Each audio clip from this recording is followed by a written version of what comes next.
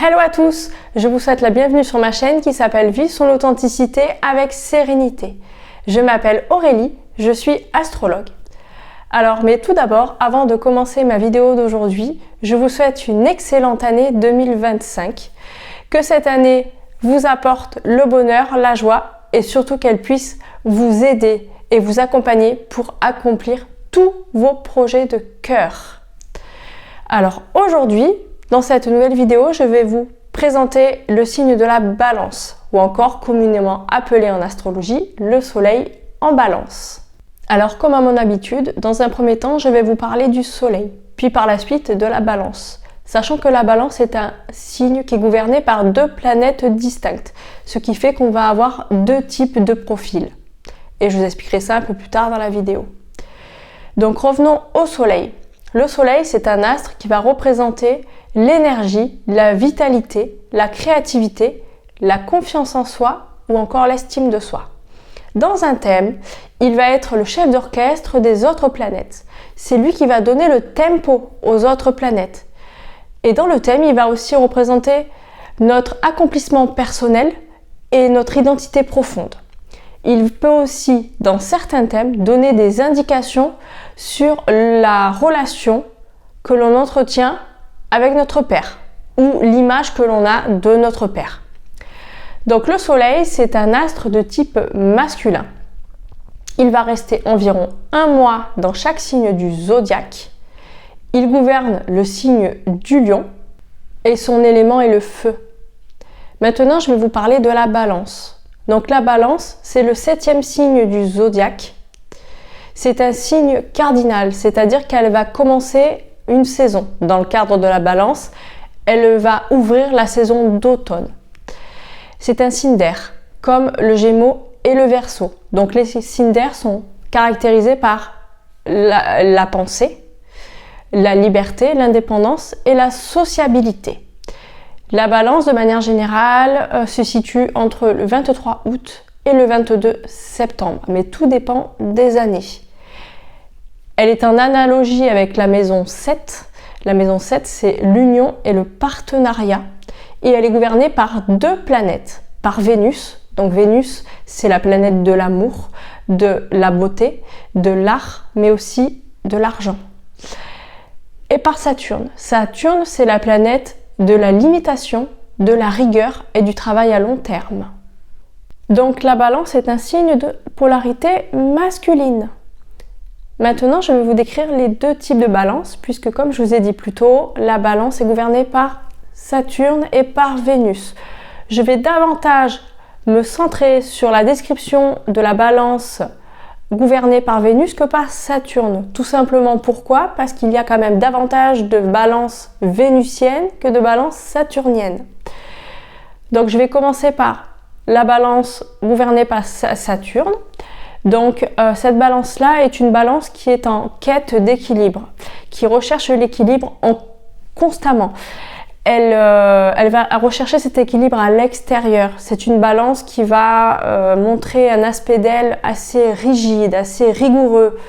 Elle aura tendance à être ou montrer une certaine colère. On pourra voir d'elle qu'elle est assez rigoureuse, assez distante, et elle pourrait paraître aussi sans cœur. C'est une balance qui a des principes et qui aime rester campée sur ses principes aussi. C'est une balance qui aura peu de tolérance aussi et qui va juger facilement ou critiquer. Elle aura du mal à s'ouvrir aux autres et restera vraiment sur ses idées. Elle aura aussi tendance à donner des leçons de morale puisque elle sera, on va dire, assez peu dans l'ouverture d'esprit. Donc maintenant, je vais passer à la balance vénusienne qui est beaucoup plus répandue. Donc la balance vénusienne, c'est tout l'inverse de la balance saturnienne. La balance vénusienne, c'est une balance qui en recherche constante d'équilibre, mais cet équilibre, elle va le trouver très naturellement. C'est une personne qui aura beaucoup de charme, qui aura beaucoup de délicatesse et qui sera très sensible à la beauté. Donc quand je parle de la beauté, chez la balance, la beauté, ça peut être tout. Elle va trouver beaucoup de choses belles, mais dans tous les domaines. Elle va être sensible à la beauté et elle va la chercher partout, cette beauté. La balance, c'est un signe qui est dans l'accueil. Donc l'accueil, l'harmonie, la tolérance, l'ouverture d'esprit et surtout le non-jugement. La balance est aimante. Elle est joyeuse, sociable. Elle va aimer être entourée et elle va tout faire pour garder ses amis ou les gens qui sont autour d'elle.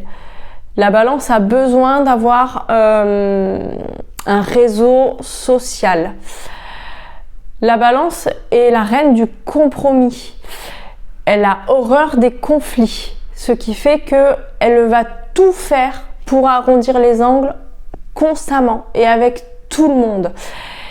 Elle aura besoin de se sentir entourée, comme je le disais. Donc, elle ne va pas hésiter à accorder son écoute à tout le monde. La balance est le signe de la justice, de la diplomatie et aussi de l'harmonie. La balance va chercher l'harmonie de partout. Elle aura besoin d'avoir des relations harmonieuses, équilibrées et surtout gaies. C'est un signe, la balance, qui va chercher la paix aussi. Elle est pour la paix dans le monde et c'est un signe pacifique. Elle est non violente. Elle aura besoin de construire des relations vraiment légères, mais surtout pacifiques. Elle peut être parfois superficielle, ça oui, mais elle cherchera toujours à pacifier ses relations. C'est vraiment le mot, on est vraiment dans le pacifisme avec la balance. La balance est un excellent médiateur. C'est quelqu'un qui aura horreur de l'injustice. Et c'est vrai, dans les moments où elle va vivre l'injustice, c'est dans les seuls moments où elle va arriver à se positionner justement pour plus de justice. Donc c'est un excellent médiateur, la balance. L'un des défauts de la balance, c'est l'indécision. La balance aura du mal à prendre des décisions, même pour les petites décisions du quotidien. Elle va peser le pour et le contre constamment et va mettre des fois énormément de temps pour prendre une toute petite décision. C'est vraiment la reine de l'indécision, la balance. La balance est très ouverte d'esprit. Elle accueillera tout le monde sans préjugés. Elle sera dans la tolérance extrême, c'est-à-dire que tout ce que les gens représenteront autour d'elle ou tout ce que les gens penseront, elle accueillera tout. La balance est aussi un signe qui ne juge pas, qui ne critique pas. Elle est tout simplement dans l'accueil et dans l'écoute. Elle est aussi un signe qui n'a pas d'ego. C'est l'un des rares signes du zodiaque qui n'a pas d'ego. C'est vraiment le signe de l'accueil. La balance, on est vraiment sur l'accueil aussi. Alors, à l'extrême, le fait que la balance soit très ouverte d'esprit et qu'elle accueille tout le monde, il arrive que parfois, elle se laisse manipuler ou en tout cas embrigader dans des choses, on dira, malsaines, parce qu'elle aura du mal à finalement faire la part des choses en fonction des gens qu'elle aura autour d'elle. Alors, à l'inverse des autres signes d'air qui sont les Gémeaux et le Verseau, la Balance a besoin, c'est un besoin viscéral, je dirais même, d'un partenaire de vie. Les Gémeaux et les Verseaux, eux, si ils n'ont pas de partenaire de vie, ils vivront très bien sans le partenaire de vie. Tandis que la Balance, elle va aimer sa liberté et son indépendance, oui, comme les autres signes d'air, mais elle va l'aimer à deux, cette indépendance et cette liberté. Elle ne pourra pas concevoir sa vie célibataire. C'est un signe qui va accorder énormément d'importance au couple et à la vie conjugale et à l'union. L'union est importante pour elle, quitte à même rester avec un partenaire toxique, qui, comme je le dis tout à l'heure, qui peut aller jusqu'à la manipulation et se servir d'elle, plutôt que d'être seule. Elle ne coupera que très rarement ce genre de relation parce qu'elle aura très peur d'être seule. Donc l'une des plus grandes peurs de la balance, c'est d'être seule et de vivre seule. Donc elle préférera vraiment rester dans une relation qui lui est néfaste plutôt que de vivre seule. La balance, c'est vraiment, elle va tout donner pour le partenaire et l'union. Elle va se mettre en quatre pour la vie de couple, pour la relation. Elle fera tout pour que la relation, que le couple marche. Le compromis, elle connaît. Donc elle fera des compromis jusqu'au bout. La balance est gouvernée par Vénus, comme je vous disais. Donc c'est un signe d'amour.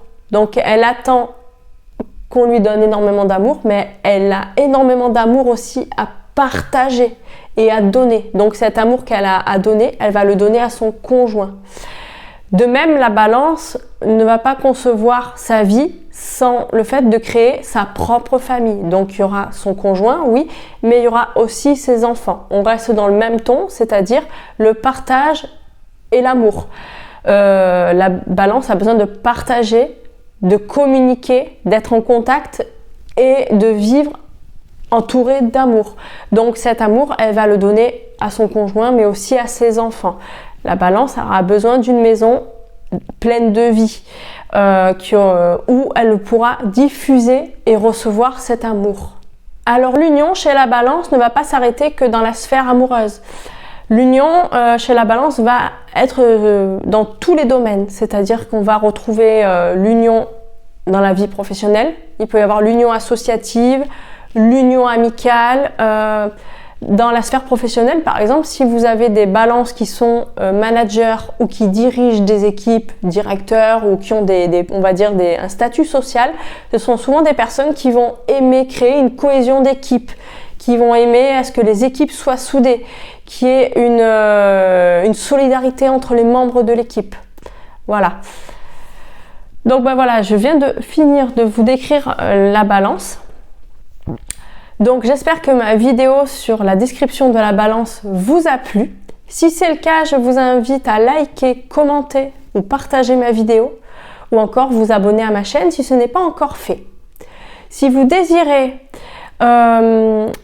bénéficier d'une consultation en astrologie, que ce soit pour l'étude de votre thème ou pour des transits ou encore une étude de votre thème par thématique, donc ça peut être des thématiques professionnelles, sentimentale ou amicale par exemple, vous pouvez me joindre sur Instagram ou prendre rendez-vous directement sur Rezalib. Je vais vous mettre les informations dans la barre de description sous la vidéo. Donc maintenant, je vais vous souhaiter une très belle journée ou une très belle soirée, tout dépend le moment où vous regardez ma vidéo. Et je vous dis à bientôt pour une nouvelle vidéo. Merci à tous!